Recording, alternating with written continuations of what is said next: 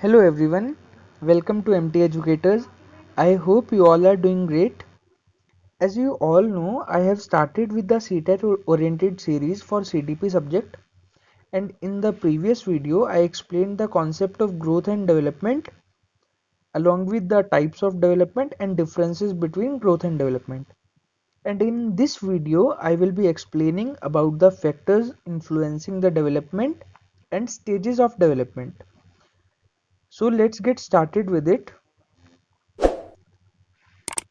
Factors influencing development, इसमें basically हम 5 factors की बात करते हैं.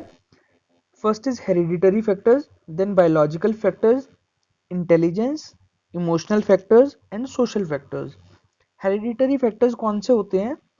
जो हम अपने एंसेस्टर्स से इनहेरिट करते हैं, वो हेरिडिटरी फैक्टर्स होते हैं. इसमें हम फिजिकल कैरेक्टरिस्टिक्स को भी इंक्लूड करते हैं और कुछ मेंटल फैक्टर्स को भी इंक्लूड करते हैं.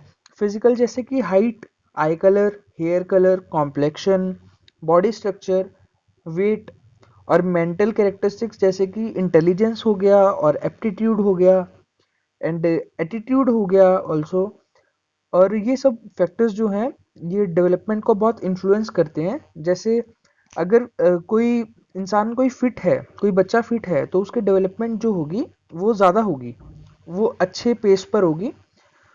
और देन हमारे आते हैं बायोलॉजिकल फैक्टर्स. बायोलॉजिकल फैक्टर्स में हम इंक्लूड करते हैं जैसे जेनेटिक इन्फ्लुएंसेस हो गए, कुछ जेनेटिकल फैक्टर्स हो गए, और ब्रेन से रिलेटेड कुछ हो गए, और न्यूट्रिशन एंड हॉर्मोन्स, जिससे बायोलॉजिकल और बॉडी स्ट्रक्चरल सेटअप जो बनता है. इसमें देखो कुछ बच्चे ऐसे होते हैं कि जिनका बॉडी स्ट्रक्चर थोड़ा डिफरेंट होता है, जिसकी वजह से कुछ दूसरे बच्चे उनके साथ बुली करते हैं, उनको बुली करते हैं, जिसकी वजह से वो बच्चे इन्फीरियॉरिटी कॉम्प्लेक्स को डेवलप कर लेते हैं, जिसकी वजह से उनकी डेवलपमेंट उतनी अच्छी नहीं हो पाती. तो ये फैक्टर्स भी डेवलपमेंट को इन्फ्लुएंस करते हैं. Third is intelligence. इंटेलिजेंस जैसे कुछ बच्चों का आईक्यू ज़्यादा होता है, कुछ बच्चे बहुत क्रिएटिव होते हैं, गिफ्टेड होते हैं. वह ऐसे ही कुछ बच्चे मेंटली रिटार्डेड होते हैं और एजुकेशनली बैकवर्ड भी होते हैं. तो इन दोनों की जो डेवलपमेंट में बहुत फ़र्क होता है. जैसे गिफ्टेड चिल्ड्रन और क्रिएटिव की बहुत फास्ट डेवलपमेंट होती है, बहुत अच्छे पेस पर डेवलपमेंट होती है. बट मेंटली रिटार्डेड और एजुकेशनली बैकवर्ड जैसे बच्चों की, उनकी पेस ऑफ लर्निंग बहुत कम होती है और उनकी डेवलपमेंट उतनी अच्छे से नहीं हो पाती. वहीं पर then fourth point is emotional factors. Emotional factors में हम इंक्लूड करते हैं जैसे relations in family and environment, parents stability in behaviour. जैसे अगर पेरेंट्स वायलेंट होंगे तो चिल्ड्रन भी वही चीज़ें अडॉप्ट करते हैं, एनवायरनमेंट से वो वही चीज़ें एक्वायर करते हैं. और इमोशनल फैक्टर्स में और जैसे कुछ बच्चे बहुत गुस्से वाले होते हैं, कुछ बहुत शांत होते हैं और एडजस्ट कर सकते हैं.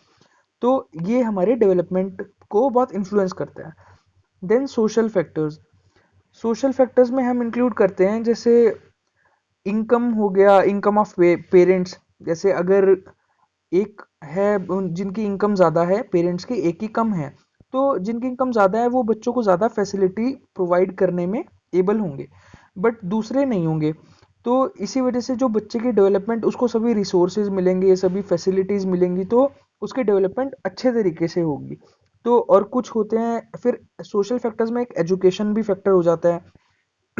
कुछ पेरेंट्स लिटरेट होते हैं, एजुकेटेड होते हैं, कुछ अनएजुकेटेड होते हैं. तो जो लिटरेट, जो एजुकेटेड होते हैं, वो अपने बच्चों को बहुत अच्छा एनवायरनमेंट देते हैं. बट जो अनएजुकेटेड होते हैं वो उतना अच्छा एनवायरनमेंट नहीं दे पाते.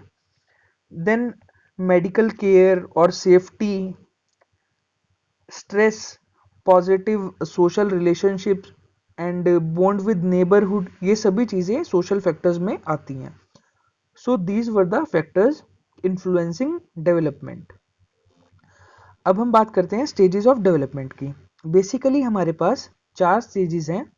एक first is prenatal period, then infancy, then childhood, और फिर आती है हमारी adolescence. First is prenatal period. Prenatal period जो है हमारा बच्चे के बर्थ से पहले का पीरियड है. जो 9 मंथ्स का जो इन द वूम जो पीरियड होता है, वो अप्रॉक्सीमेटली 240 डेज का पीरियड होता है। एंड इसमें भी हमारी 3 स्टेजेस होती हैं। ये आपके एग्जाम में नहीं आएगा, बट ऐसी ये जनरल नॉलेज के लिए है। जैसे फर्स्ट होती है जर्मिनल, देन एम्ब्रियो बनता है, देन फीटस बनता है। सो ये हमारी थी प्रीनेटल पीरियड और प्रीनेटल स्टेज। देन हमारी आती है इन्फेंसी की स्टेज। इन्फेंसी में हम बर्थ से लेके 2 ईयर्स तक की एज में हम बात करते हैं।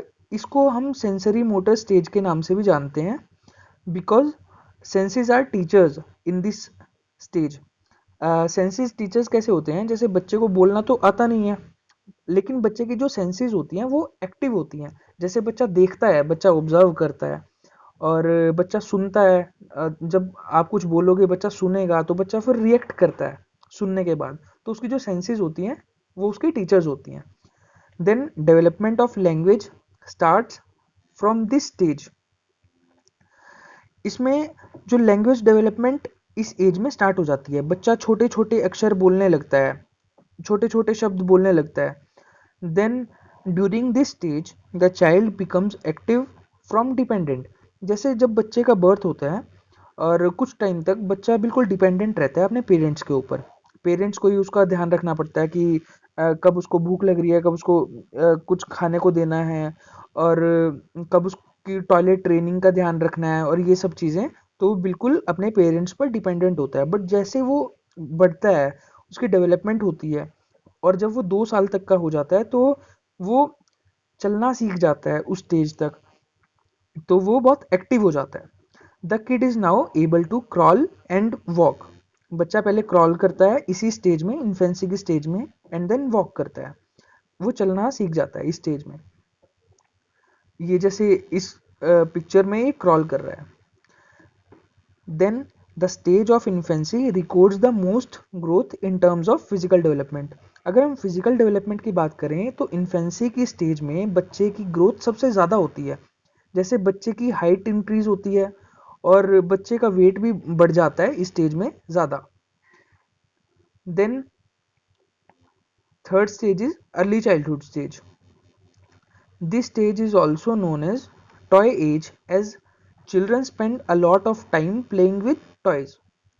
इस स्टेज को हम टॉय एज भी बोलते हैं, क्योंकि इस स्टेज में बच्चे खिलौनों के साथ खेलने में बहुत ज़्यादा अपना टाइम स्पेंड करते हैं। और ये स्टेज हमारी आती है 2 to 6 ईयर्स में। जैसे हमने बात की थी ना कि चाइल्डहुड हमारी थर्ड स्टेज है। चाइल्डहुड को ना फर्दर दो पार्ट्स में उसको डिवाइड कर दिया है, एक अर्ली चाइल्डहुड और एक लेटर चाइल्डहुड। अर्ली चाइल्डहुड का हमारा टाइम पीरियड है 2 to 6 ईयर्स। इस स्टेज का टाइम जो है 2 to 6 ईयर्स का है। इसमें they start going to preschool और प्ले स्कूल। अब बच्चे ट्रेडिशनली स्कूल तो देखो नहीं जा सकते इस स्टेज में, बच्चे छोटे होते हैं, तो इसमें बच्चों को प्ले स्कूल ज्वाइन करा दिया जाता है। और इसी वजह से बच्चों को इस स्टेज को हम प्ले एज भी बोलते हैं। Then children are egocentric at this stage. इस स्टेज में बच्चे ईगोसेंट्रिक होते हैं, क्योंकि बच्चे सिर्फ अपनी परसेप्शन से बात करते हैं, अपने पॉइंट ऑफ व्यू से बात करते हैं। वो दूसरे का पॉइंट ऑफ व्यू और दूसरे की सिचुएशन को नहीं समझते। फॉर एग्जाम्पल, अगर बच्चा अपने पेरेंट्स से जिद करता है कि मेरे को एक खिलौना चाहिए, बट वो खिलौना बहुत एक्सपेंसिव है, तो वो ये नहीं देखेगा कि मेरे पेरेंट्स की फाइनेंशियल कंडीशन क्या है, वो अफोर्ड कर सकते हैं या नहीं कर सकते, बट उसको वो खिलौना चाहिए, वो तो चाहिए। तो वो बच्चा सिर्फ अपने बारे में सोचता है, वो ईगोसेंट्रिक होता है इस स्टेज में। Then sensitive period for language development. ये जो पीरियड है अर्ली चाइल्डहुड का, ये बहुत सेंसिटिव पीरियड है उसके लैंग्वेज डेवलपमेंट के लिए, क्योंकि बच्चे की वोकेबुलरी बहुत बढ़ती है इस स्टेज में। बच्चा बहुत चीज़ें सीखता है एनवायरनमेंट से और सोशली, लोगों के कांटेक्ट में आने से, स्कूल में जाता है, अपने आसपास अपनी फैमिली से, नेबरहुड से, तो उसकी लैंग्वेज डेवलप होती है, बहुत नई वोकेबुलरी में इंक्रीमेंट होता है उसकी। इसलिए बोलते हैं इस स्टेज में बच्चे को अच्छे से सिखाना चाहिए चीज़ों का। तो उसके सामने कुछ एब्यूजिव और ये सब बातें नहीं करनी चाहिए, जिससे बच्चा कुछ गलत चीज़ें ना पकड़े। देन लेटर चाइल्डहुड, इसमें आता है हमारा 6 to 12 ईयर्स का टाइम। कुछ जगह पे आपको 6 to 11 ईयर्स भी मिल जाएगा, बट यहाँ पर हम बात करते हैं 6 to 12 ईयर्स। इस स्टेज में this stage is also known as elementary school age and troublesome age और ऑल्सो गैंग एज। इस एज को हमने एलिमेंट्री स्कूल एज कहा है, क्योंकि इस स्टेज में बच्चा स्कूल जाने लगता है, तो इसलिए हम इसको स्कूल एज भी बोलते हैं। देन इसको हम ट्रबलसम एज इसलिए बोलते हैं क्योंकि इस स्टेज में बच्चा लड़ता भी है अपने जो क्लासमेट्स के साथ, अपने फ्रेंड्स के साथ लड़ता है, तो इस वजह से इस स्टेज को ट्रबलसम एज भी बोलते हैं। And it is also known as gang age. Gang age इसलिए बोलते हैं, इसमें गैंग जैसा कुछ नहीं है, मतलब इस स्टेज में बच्चा अपने फ्रेंड्स के साथ, पीयर ग्रुप्स के साथ बहुत ज़्यादा इन्वॉल्व रहता है, इस वजह से इसको गैंग एज बोला गया। Then children devote more time with their peer group. अपने वो फ्रेंड सर्कल के साथ, अपने क्लासमेट्स के साथ बहुत ज़्यादा टाइम स्पेंड करता है, जैसे खेलने में या कुछ अदर एक्टिविटीज़ में। Then development of creativity. इस स्टेज में बच्चे की क्रिएटिविटी भी डेवलप होती है, जैसे बच्चा आर्ट एंड क्राफ्ट में पार्ट लेता है और बाकी स्पोर्ट्स एक्टिविटीज़ में पार्टिसिपेशन करता है, और बाकी चीज़ों में भी उसकी क्रिएटिविटी डेवलपमेंट होता है यहाँ पे। Then experiences of this period influences the child throughout his life. जैसे आपने देखा होगा बच्चों के साथ कुछ इंसिडेंट ऐसे हो जाते हैं कि वो डर जाते हैं और उनका पूरी लाइफ में उस चीज़ का इन्फ्लुएंस रहता है। तो ऐसे जैसे कुछ बच्चों का एक्सीडेंट हो गया तो वो कुछ व्हीकल्स से डरने लग जाते हैं, तो ये जो एक्सपीरियंसेस हैं उनकी लाइफ को अफेक्ट करते हैं। देन